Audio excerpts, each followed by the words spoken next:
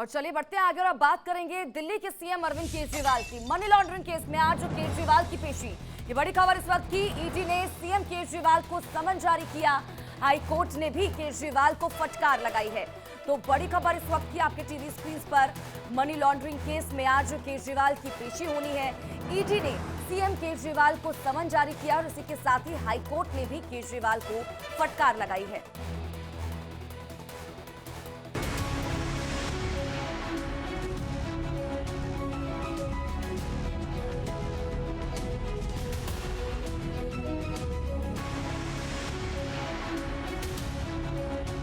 ED का समन, केजरीवाल का निकला दम, क्योंकि बीजेपी ईडी चला रही है।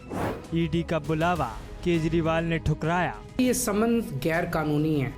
समन पर संग्राम, सियासत में कोहराम।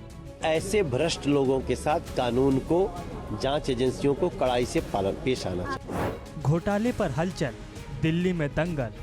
Enforcement directorate ED Bharatiya Janata party का प्रधानमंत्री नरेंद्र मोदी जी का मात्र एक राजनीतिक हथियार बनके रह गया।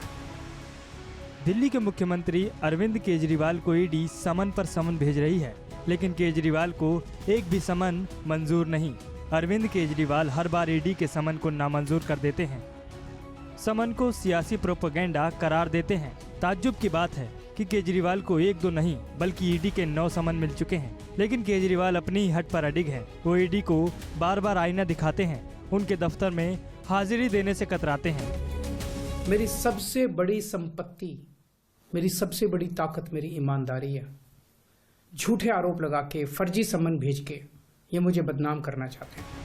केजरीवाल ने ईडी की न सिर्फ मुखालफत की बल्कि अदालत तक मामले को घसीट कर ले गए। हालांकि कोर्ट ने उल्टा केजरीवाल को ही खरी खरी सुना दी, सबके सामने फटकार लगा दी। कोर्ट ने पूछा कि केजरीवाल ईडी के सामने पेश क्यों नहीं हो रहे। इस पर केजरीवाल के वकील ने कहा कि ईडी के सामने जाने में दिक्कत नहीं है, लेकिन अरेस्ट से प्रोटेक्शन चाहिए।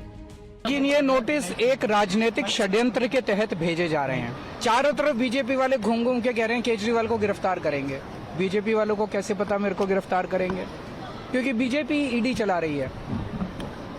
तो मुझे अभी गिरफ्तार क्यों करेंगे लोकसभा चुनाव के पहले?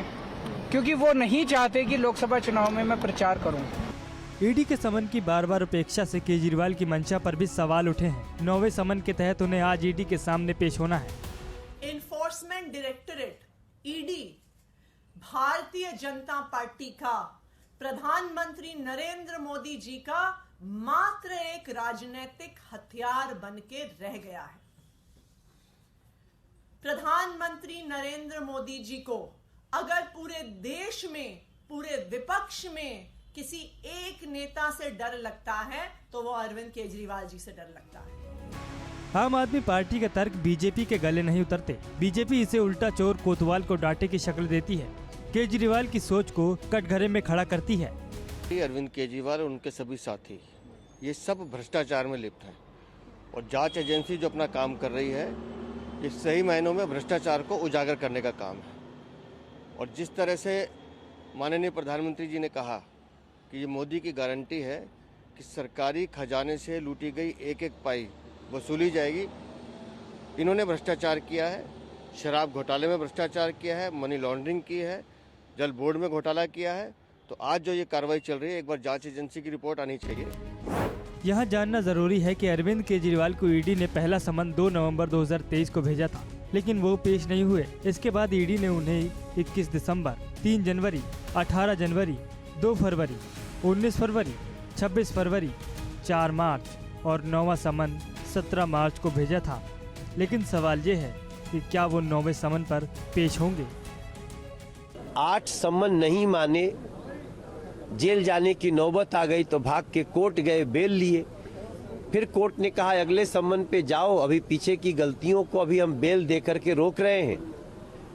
फिर गलती कर रहे हैं। इसका मतलब जब वो ठाने ही लिए हैं कि हमें कानून को धज्जियां उड़ाना है तो 10वां समन पास ही है। हमें लगता है कि अभी एक मुख्यमंत्री जी 10वें समन में गए अंदर, अब हम क्या कर सकते हैं। मुझे लगता है, मैं इस बात की जरूर वकालत करता हूं कि ऐसे भ्रष्ट लोगों के साथ कानून को, जांच एजेंसियों को कड़ाई से पेश आना।